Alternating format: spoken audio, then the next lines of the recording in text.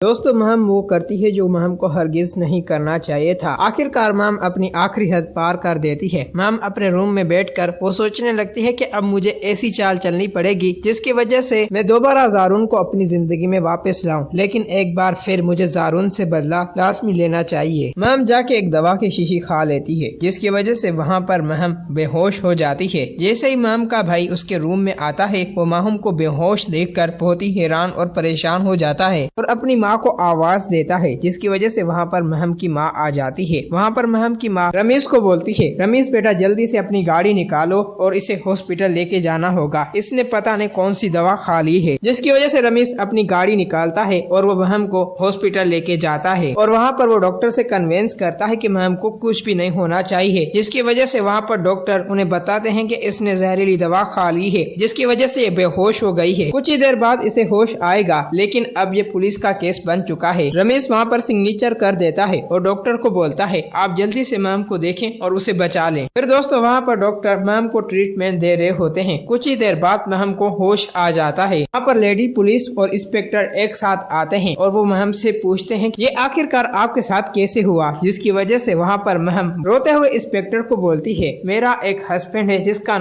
नाम जारून है, उसने मेरे साथ बहुत ही गलत किया। उसने मुझे बोला कि मुझे डिवोर्स दो, लेकिन मैंने डिवोर्स सिग्नेचर नहीं किए, जिसकी वजह से उसने मुझे मारने की कोशिश की और मुझे ये दवाई खिला दी, जिसकी वजह से मैं बेहोश हो गई। फिर दोस्तों वहाँ पर ये सब कुछ इंस्पेक्टर सुनकर वहाँ पर महम को बोलता है आपके साथ इंसाफ किया जाएगा, आप किसी भी बात की टेंशन मत लें। और वहाँ से पुलिस इंस्पेक्टर चला जाता है। वहाँ पर रमीज और महम की माँ आ जाते हैं। रमीज महम से पूछता है कि आखिरकार तुमने पुलिस इंस्पेक्टर को क्या बोला है। वहाँ पर महम मुस्कुराते हुए बोलती है अब देखो तुम मैं किस तरह से जारून को तबाह और बर्बाद करती हूँ। ये बात सुनते हुए वहाँ पर रमीज बहुत ही हैरान रह जाता है और अपनी माँ को बोलता है आखिरकार माँ मुझे ऐसा क्यों लग रहा है कि महम ने रमीज के ऊपर केस कर दिया है। इसकी वजह से महम की माँ उसे बोलती है महम अगर तुमने ऐसी कोई भी हरकत की तो मैं तुम्हें छोड़ूंगी नहीं। फिर दोस्तों वहाँ पर जारून अपनी माँ के साथ बैठा होता है, जिसकी वजह से जारून की माँ उसे बोलती है बेटा अब तुम्हारी जिंदगी से महम तो चली गई है, तुम्हें अब शफक को अपना लेना चाहिए और आखिरकार तुम्हारे 2 बच्चे शफक के पास हैं, तुम्हें शफक के पास जाना चाहिए। वहाँ पर जारून और उसकी माँ आपस में बातें कर रहे होते हैं। वहाँ पर पुलिस आ जाती है, जिसकी वजह से वहाँ पर पुलिस इंस्पेक्टर आते ही जारून को अरेस्ट कर लेता है और उसे बोलता है आपकी वाइफ ने आप पर केस कर दिया है, आपको हमें गिरफ्तारी देनी होगी। जिसकी वजह से वहाँ पर जारून बोलता है आखिरकार किस बात का केस है। वहाँ पर इंस्पेक्टर बोलता है ये बात तुम्हें पुलिस स्टेशन चल के पता चलेगी। ये बात सुनते हुए वहाँ पर जारून पुलिस इंस्पेक्टर के साथ जाने लगता है, जिसकी वजह से जारून की माँ रोने लगती है और बोलती है मेरे बेटे को छोड़ दो। वहाँ पर जारून अपनी माँ को बोलता है माँ आप हौसला रखें, मैं बहुत जल्द जेल से वापस आ जाऊंगा। दोस्तों अगर आप लोगों को ये वीडियो अच्छी लगी है तो इस वीडियो को लाइक करें।